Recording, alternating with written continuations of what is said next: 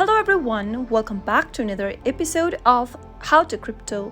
In today's video, I'm gonna guide you through how you can easily log into your Zengo Wallet using your Zengo Wallet application on your mobile device.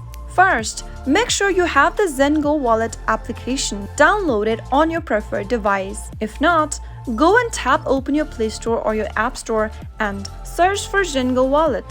And make sure to get the app downloaded first. Once you've got the app, tap on it to open it. Now, tap the continue button and it'll take you to the main interface from where you can easily get started or sign up for Zengo Wallet. If you don't have an account, you'll need to type in your email address in the first text box. If you already have an account, type in your existing account's email address and then tap continue at the bottom. Now, it'll ask you to verify your email. Open up your email inbox, tap on open my email and tap on the email service you're trying to log in with. Open up the email received from Zengo and tap on tap to confirm button. Now, go ahead and enable Face ID or one of your security methods for your device. And you'll be able to log into your Zengo Wallet quick and easy. That is how you should be able to log into your Zengo Wallet in a few simple steps.